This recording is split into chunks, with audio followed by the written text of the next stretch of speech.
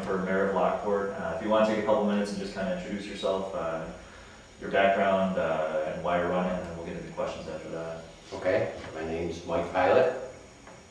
I was born and raised in Lockport. I lived on Market Street first 19 years of my life until our house was bought by a renewal and tore down and we had to move. I'm currently married to my wife Dawn for 29 years. I have two children, Michael 28 and Tanya Michelle 27. I also have one grandson, Trey, who just turned 4 years old. For the past 25 years, I've worked at the Lockport Police Department. First 5 years, I was a beat officer where I walked the beat, 3 different shifts, days, afternoons, and midnights. The next 15 years, I was on patrol, where I patrolled the city, different sections of the city, besides working communications at times. And the last 5 years, I was a juvenile detective and had my office where I took care of kids 16 and under, mostly under 16. 25 years of dealing with the public, working at City Hall. I've seen a lot of comings and goings. I've been through probably 7 or 8 mayors, countless aldermen, and over the past, I've slowly seen the city decline. On May 4th, I retired from the police department and announced that day that I was going to seek office for mayor of the city. I believe we have a great city, a great community. Like I say, I was born and raised here. I've looked in other places. I've looked out west for property and houses, and you still come back to Lockport, there's nothing like Lockport. Nothing like your hometown. My wife's happy here. My one son is in the service. When he gets out, I'm giving him one of my apartment houses. My daughter, I'm giving the other apartment house. So my family can stay here in the city. I would like to see the city improve. I'd like to see the city go forward. I think if we work with what we have and the people we have, I believe we can make Lockport a great little community like it once was. I believe we can bring tourism. I believe we can bring jobs. I believe we can get people to move back to the city instead of moving out of it. I mean, there's a lot of things in the city that don't look good, they're not attractive, keep people from coming here. And I would like to change that. And if I'm elected, or when I'm elected, I will do just that. I will work with the people, I will work with business people. I will not be afraid to ask questions. I will not be afraid to take criticism. I will work with other mayors of other cities, find out what they do, what works, what doesn't work. I'll always remember that when I'm elected, it was the people that put me there and I work for them. I'm not above them, I work for them. And every dollar that I spend belongs to the people. And I will do my best to make the city a good city and answer all the people's questions and concerns and do what I can to help them.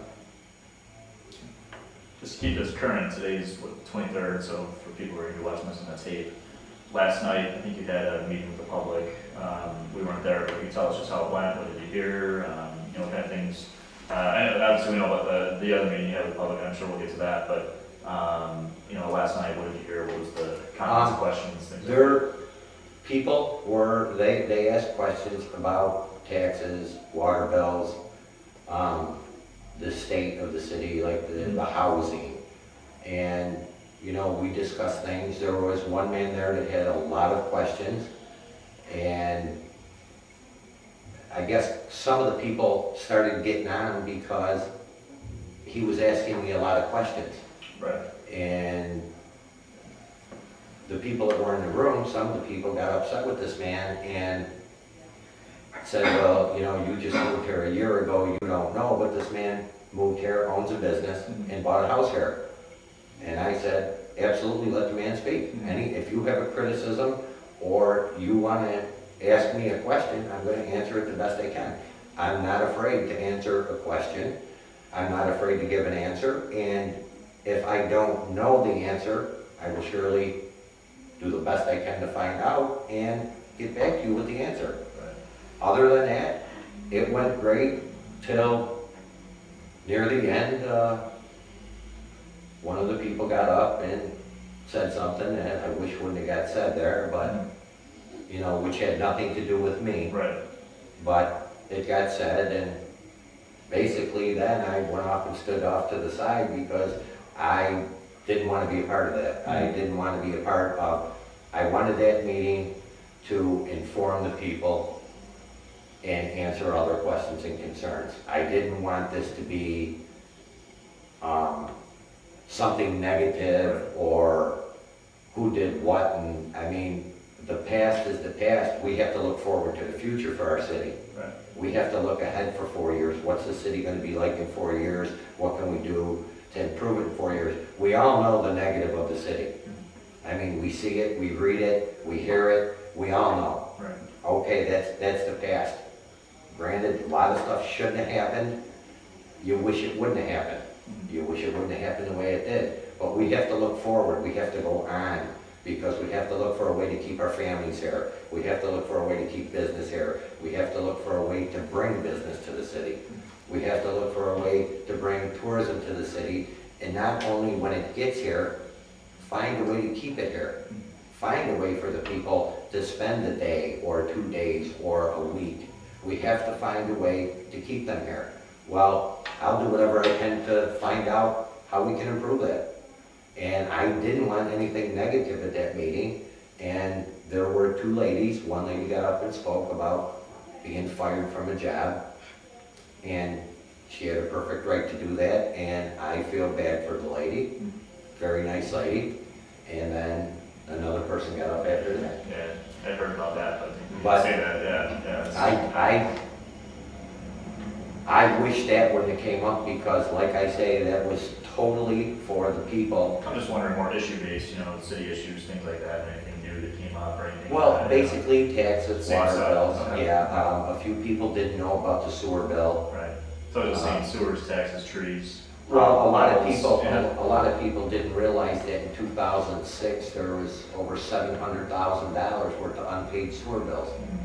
And people didn't realize that. Right. I mean, do I think when I get elected, I'm gonna go in there and solve all the problems of the city? No, I'm gonna do my best at every single thing I can. When I went to the police academy, 5 people went. And the academy, the instructors received a call to watch me, because I was gonna be a troublemaker. I wasn't gonna listen to people, and I was gonna be a troublemaker. And at the end of the police academy, they created an award for me. And it was called the Joe Stebline Award, that they still give away. I believe this is the 26th year that they'll be giving it away. They created that for me, and it was presented to me by the former director's wife. The award was for exemplary efforts in all phases. I wasn't the best at anything. I wasn't the best runner. I wasn't the best shooter. I wasn't the best academically. But I gave it my all in every single thing I did.